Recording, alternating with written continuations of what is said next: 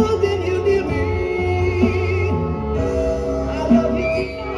It feels so right. It feels so right.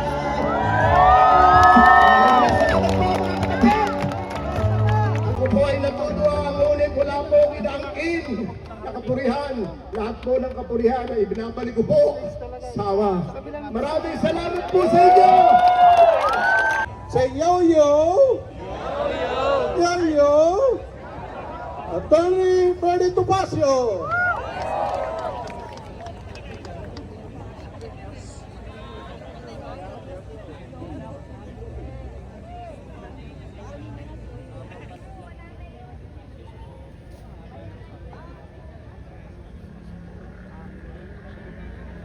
Sa inyong lahat!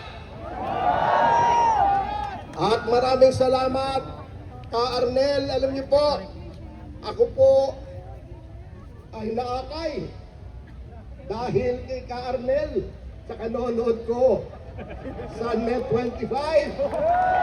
Hindi ko po makakalimutan taong 2003. Ako po ay inilubog doon sa baptisteryo sa Sentral, Kaarawan ni Ka Erdi Manalo. Hindi ko makakalimutan yun. Kaya, naiiyak na ako. Ay!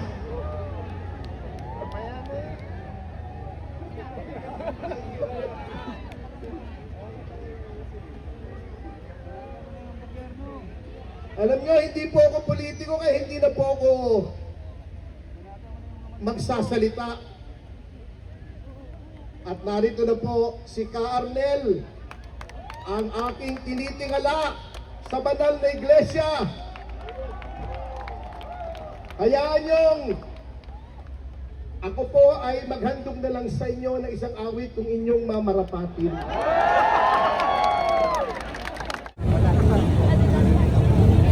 Mga kababayan, hindi tutol ang Iglesia ni Cristo sa pagpapatupad ng batas. Pero tutol kami sa pagbaluktot sa batas. Lalo na kung ang layunin ay para pagtakpan ang katiwalian. Gaya ng alam ng marami, si Senator Dante Marcoleta ay nanguna sa pag-iimbestiga sa isa sa pinakamalaking pandarambong na naganap sa ating kasaysayan. Simulan nito nang siya pa ang chairman ng Blue Ribbon Committee ng Senado. Subalit, pinalitan ang liderato ng komiting ito. Gayunpaman, itinuloy niya ang paghahanap ng hustisya para sa atin na mga mamamayan. Ang ipinagtataka namin ay kung bakit siya na nagsusulong sa pag-expose ng mga sangkot sa napakalaking pagnanakaw sa Pilipinas ang kakasuhan at ipakukulong sa halip na ang mga na-expose. Ang ikinakaso kay Senator Marcoleta ay plunder na isang non-bailable crime.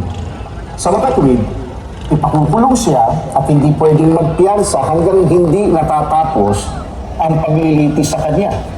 Sa madaling salita ay hindi na niya maitutuloy ang paglalantad o pag-expose sa mga sangkot sa pandarambong na naganap. Pero paano naging plunder ang pagtanggap ng campaign donation? Hindi naman galing sa kabangyaman ng Pilipinas ang tinanggap niyang donation mula sa mga sumuporta sa kanyang pagkandidato bilang senador at mismo ang COMELEC ay naglabas na ng desisyon na walang krimen na naganap sa pagtanggap niya ng campaign donation.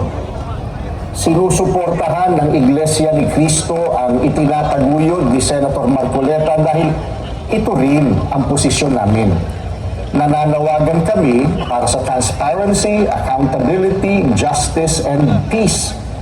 Kaya, nais namin iparinig sa mga kinauukulan na kahit ipakulong nila si Senator Marcoleta, ay hindi kami titigil sa paghingi ng katarungan para sa mga kababayan natin na ninakawan.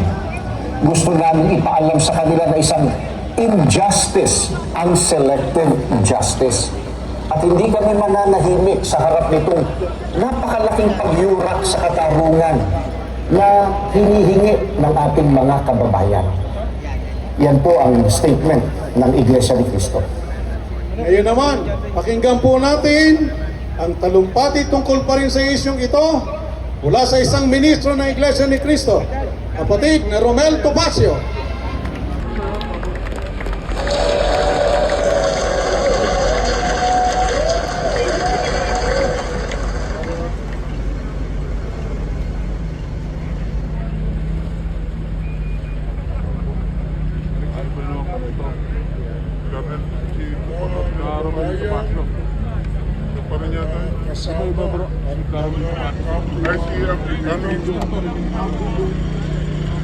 Dito tayo ngayon, hindi para